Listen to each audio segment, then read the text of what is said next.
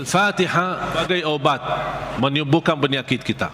Yang merasa gesak di hati, merasa stres kepalanya, boleh taruh tangan yang kanan di atas kepala dan baca Al-Fatihah. Atas dada kita baca Al-Fatihah. Itu sungguh subhanallah. Al-Quran sebenarnya seluruh Al-Quran, seluruh isi Al-Quran itu obat. Qul huwa lilladzina amanu hudan wa shifa. Sungguh Al-Quran itu petunjuk dan obat, menyembuhkan penyakit bagi orang-orang yang beriman. Al-Quran menyembuh penyakit hanya berlaku bagi orang yang beriman. Yang tidak beriman tidak berlaku. Banyak hadis yang menunjukkan Al-Fatihah itu sebagai ruqyah. Sebagaimana hadis Abu Musa Al-Ash'ari radhiyallahu an ketika menobati seorang kepala kampung yang sambat sakit, kemudian dibacakan Al-Fatihah. Kemudian faka'annama nashita min iqal, sampai dia sembuh seperti tidak pernah sakit sebelumnya. Dan mereka mencerita ketika mereka pulang ke Madinah bertemu Rasulullah SAW, mereka mencerita apa yang terjadi bersama orang kampung. Di antaranya kepala kampung yang sedang sakit, dibacakan Al-Fatihah, dia sembuh. Rasulullah SAW bersabda, "Wa ma yudrika annaha ruqyah." Dari mana wahai Abu Musa kamu tahu itu ruqyah? Itu menunjukkan Rasul setuju dengan perilaku Abu Musa Al-Ash'ari. Kembali kepada hadis yang diriwayatkan Imam Tirmizi, hadis yang qudsi, qasamtu as-salata baini wa baina 'abdi nisfain. Aku telah membagikan salat antaraku dan hambaku. Ini Allah yang sedang bicara di hadis qudsi itu. Berarti salah satu nama suratul Fatihah as-salah namanya. Kenapa dinamakan as-salah? Karena tidak sah salat kita tanpa suratul Fatihah. Qasamtu as-salata baini wa baina 'abdi nisfain. Aku telah membagikan salat itu antaraku dan hambaku dua bagian. Fa idza qara'a 'abdi alhamdulillahi rabbil alamin qala Allah hamadani 'abdi. Ketika hamba berkata alhamdulillahi rabbil alamin qala Allah, Allah jawab.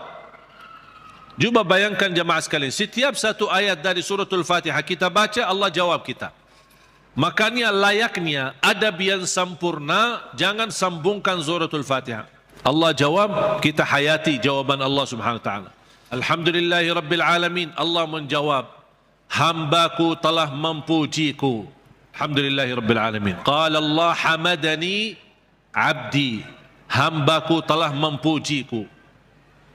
Ar-Rahmanir Rahim, qala Allah majjadani abdi, hambaku telah mengagungkanku. Malik Yaumiddin, qala Allah athna alayya abdi, hambaku telah memuliakanku. Allah jawab setiap ayat. Iyyaka na'budu wa iyyaka nasta'in, Allah jawab, ini antaraku dan hambaku. Na'budu itu Allah, nasta'in kami memohon pertolongan kepada Allah. Berarti ada dua bagian. Ini antaraku dan hambaku kata Allah. Ini ada bagian untukku, ada bagian untuk hambaku. Iyyaka na'budu wa iyyaka nasta'in. Dan terpilih kata nasta'in memang sangat pas. Kenapa tidak terpilih iyyaka na'budu wa iyyaka natawakkal? Iyyaka na'budu wa iyyaka nasbir. Iyyaka na'budu wa iyyaka nu'min. Kenapa terpilih kata nasta'in? Karena kita tidak mampu menyempurnakan ibadah sebagai hak Allah tanpa pertolongan dari Allah. Berarti cocok kata nasta'in. Imam Ibnul Qayyim membuat satu buku gara-gara kalimat ini. Iyyaka na'budu wa iyyaka nasta'in. Bukunya 2 jilid. Lebih dari 400 halaman. Hanya membahas Iyyaka na'budu wa iyyaka nasta'in. Madarijus salikin fi manazili iyyaka na'budu wa iyyaka nasta'in. Sudah ada dalam bahasa Indonesia. Atau silahkan kalau keberatan membeli bukunya mungkin mahal, bisa anda download di Google, Syekh Google. Buka nama bukunya Madarijus Salikin fi Manazili Iyyaka Na'budu wa Iyyaka Nasta'in. Selain buku ini yang sangat bagus yang dimiliki oleh Imam Ibnul Qayyim, buku yang kedua adalah Zadul Ma'ad. Zadul Ma'ad. Kata guru saya, fantasnya dan layaknya setiap orang Muslim menyimpan buku ini di samping tidurnya, di tempat tidurnya. Sebelum mau tidur, baca walaupun satu halaman dari buku itu. Kenapa? Karena buku Zadul Ma'ad termasuk buku yang terbagus membahas ibadah-ibadah dan sehari-hari Nabi Muhammad. Dan kita bisa terapkan setiap hari. Ini baca amalannya apa, ini baca amalannya apa. Gimana tidurnya Rasul, gimana ibadahnya Rasul, gimana zikirnya Rasul, gimana makanannya Rasul, gimana perginya dan jalannya Rasul. Itu semua dibahas dalam buku itu. Zadul Ma'ad. Silakan buka di Google juga. Banyak Syekh Google hebat itu. Semua ada. Karya Imam Ibnul Qayyim. Kalau anda bisa beli dua buku ini atau bisa download di internet, itu sangat bagus. Sudah ada dalam bahasa Indonesia. Iyyaka na'budu wa iyyaka nasta'in. Qala Allah, ini antaraku dan hambaku, dan apapun yang hambaku minta aku berikan. Coba bagaimana jawaban Allah? Iyyaka na'budu wa iyyaka nasta'in. Ini antaraku dan hambaku. Apapun hambaku meminta, aku berikan. Habis itu apa yang diminta oleh hamba? Minta apa? Ihdinas siratal mustaqim. Tetap Allah masih jawab, ini untuk hambaku. Ihdinas siratal mustaqim. Siratal ladzina an'amta alaihim. Allah jawab, ini untuk hambaku. Ghairil maghdubi alaihim waladdallin. Ini untuk hambaku. Artinya Allah kabulkan doanya, karena ini doa. Makanya kita tutupi amin. Apa arti amin? Allahumma stajib. Ya Allah, mohon diterima. Itu makna amin. Mohon ya Allah, terima permohonan kami. Allah menjawab, ini untuk hambaku. Artinya Allah jawab dan kabulkan doa kita. Makanya ketika kita baca Al-Fatihah, kita merasakan berdialog dengan Allah. Dan suratul Fatihah, dua macam doa ada di dalamnya. Ada dua macam doa. Doa ibadah dan doa masalah. Bukan masalah ya. Masalah.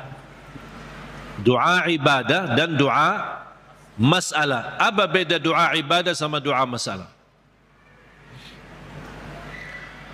Ini ada dua macam doa. Dan dua-duanya ada di dalam suratul Fatihah. Doa ibadah yang isinya memuji Allah tanpa meminta. Doa ibadah memuji Allah tanpa meminta. Tidak ada permintaan. Contoh, Alhamdulillahi Rabbil Alamin. Apa permintaannya? Tidak ada. Cuman artinya apa? Memuji Allah. Segala puji bagimu ya Allah. Dan tidak ada kata yang terindah daripada kata Alhamdu. Karena Alhamdu sudah mewakili semua segala pujian. Artinya jamaah sekalian, kalau ada di antara kita yang tidak faham cara yang terbaik memuji Allah, tidak hafal kata-kata yang panjang dan indah, tidak hafal Asmaul Husna, aku ingin memuji Allah, cukup satu kata, Alhamdulillahi Rabbil Alamin, mewakili segala pujian. Makanya kata ini sangat luar biasa. Kalau diartikan dalam bahasa Arab, segala puji bagimu ya Allah. Artinya semua pujian bagimu ya Allah, segalanya. Makanya disebut kata itu doa ibadah, karena isinya memuji Allah tapi tidak meminta. Tidak meminta apa-apa. Doa yang kedua, doa masalah. yang isinya memohon sesuatu. Memohon sesuatu. Contoh, ihdinas siratal mustaqim. Itu kan ada permintaan. Makanya disebutkan doa mas'alah. Layaknya setiap kita berdoa diawali dengan doa ibadah, baru masuk kepada doa masalah. Itu adab, tata cara doa. Jangan langsung mau berdoa, ya Allah ampuni, ya Allah. Puji dulu. Karena Allah senang mendengar pujian hamba. Allah senang. Buat Allah senang dulu, baru minta. Dan itu sudah dibuktikan oleh suratul Fatihah. Makanya saya selalu berkata, bagi orang awam yang tidak bisa berdoa, tidak mampu doa, tidak hafal doa, atau tidak memfahami bagaimana bisa berdoa, dia cukup membaca Al-Fatihah mewakili semua doa. Karena isinya doa ibadah ada, memuji Allah tanpa meminta, dan juga ada isinya doa masalah. Boleh enggak saya baca Al-Fatihah supaya anak saya mendapatkan hidayah, supaya anak saya disembuhkan oleh Allah, supaya saya dapat jodoh, supaya saya diberikan kemudahan? Doa. Al-Fatihah mewakili semua doa bagi orang yang tidak faham doa atau tidak bisa berdoa. Jadi diawali doa kita dengan ibadah atau doa ibadah yang isinya memuji tanpa meminta, baru masuk ke tahap yang kedua, doa masalah, memohon kepada Allah SWT. Dan juga tolong jemaah sekalian perhatikan, habis dibacakan Al-Fatihah sampai iyyaka na'budu wa iyyaka nasta'in, belum meminta apa-apa. Kita memuji Allah, mengagungkan Allah, memuliakan Allah. Kemudian kita mengaku sebagai hamba Allah dengan kita ikrarkan iyyaka na'budu, itu hakmu ya Allah, dan kami memohon pertolongan. Dan pertama permohonan pertolongan kepada Allah, dan yang terbaik pertolongan yang kita mohonkan kepada Allah adalah minta hidayah kepada jalan yang lurus. Jemaah sekalian, ayat Al-Fatihah disusun itu betul-betul rapi, tidak sembarangan kata-kata yang terpilih, termasuk meminta hidayah.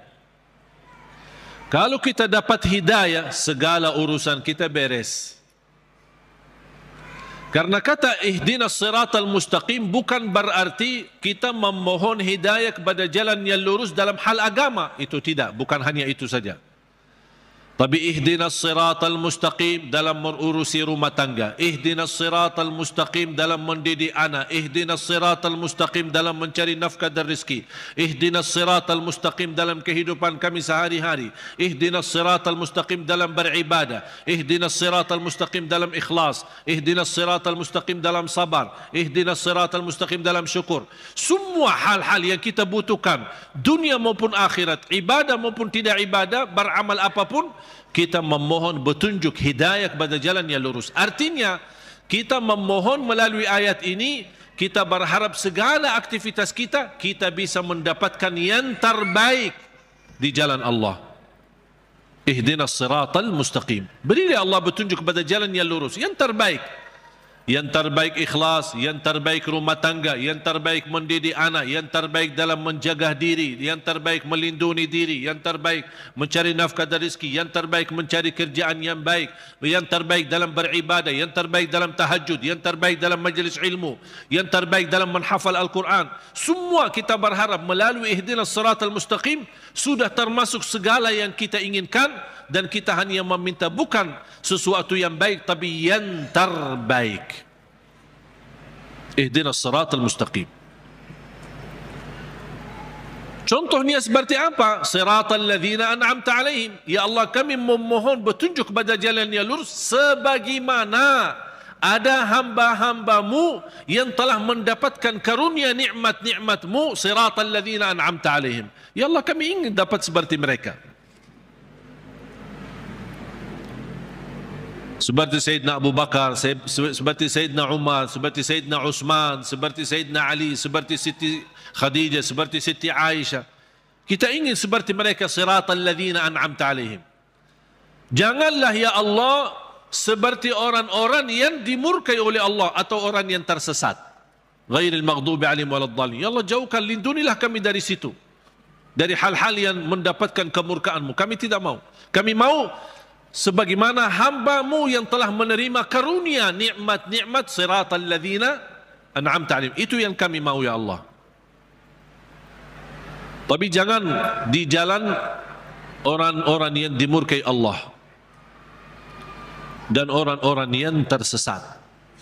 Apa beda al-maghdubi alaihim waladdallin? Bedanya apa? Orang yang dimurkai Allah sama orang yang tersesat. Orang yang dimurkai Allah yang memiliki kemampuan ilmu tapi tidak menggunakan ilmu untuk mendekatkan diri kepada Allah. Sombong. Mereka berilmu, tapi sayang sekali ilmu yang mereka dapatkan hanya ingin menunjukkan kelebihan diri, menunjukkan dirinya sebagai orang yang hebat, bukan untuk digunakan untuk mendekatkan diri kepada Allah. Dan ketua umum majlis ghail al-maghdubi alaihim orang Yahudi.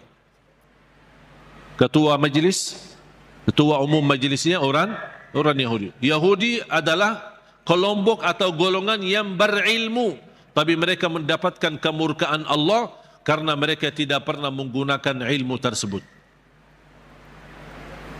Justru kecerdasan mereka dengan kehebatan ilmu mereka, mereka menggunakan untuk mensusahkan umat.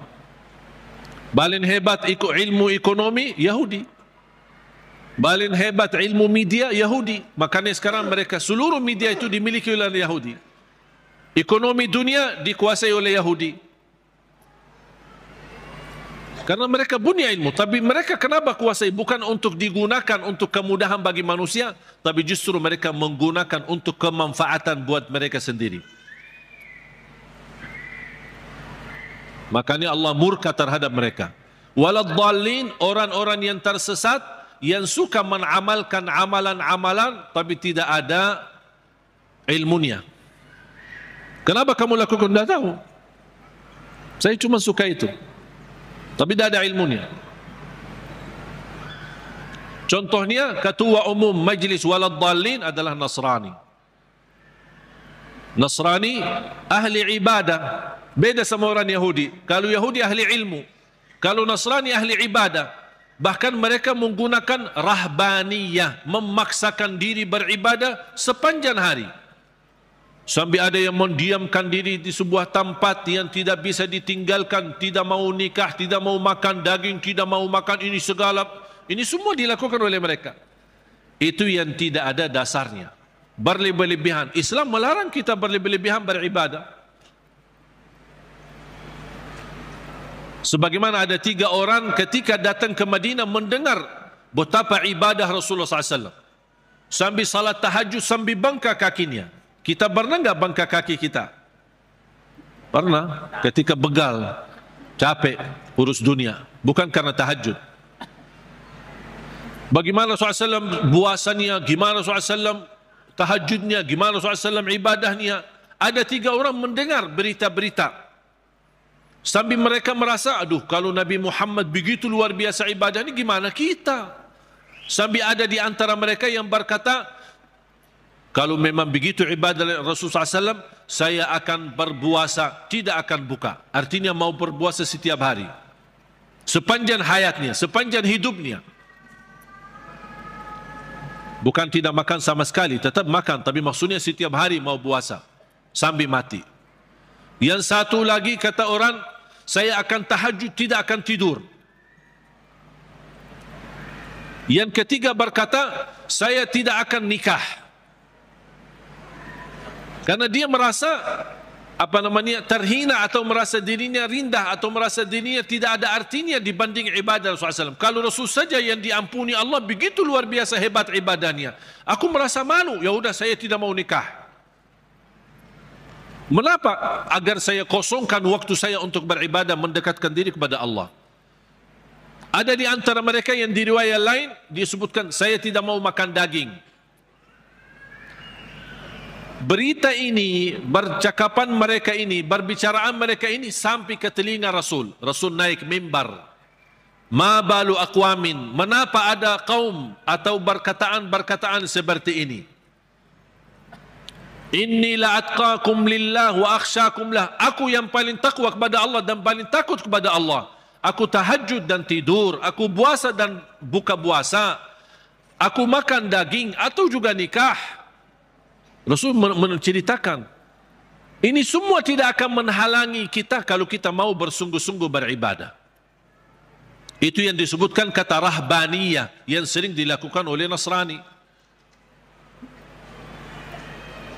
Makanya kita memohon petunjuk pada jalan yang lurus, tapi jangan sampai kepada jalan yang dimurkai Allah atau jalan yang tersesat. Kami tidak mau punya ilmu, tapi tidak pernah gunakan ilmu untuk mendekatkan diri kepada Allah. Saya tidak mau juga beramal tanpa ilmu, karena saya khawatir nanti jadi orang yang tersesat.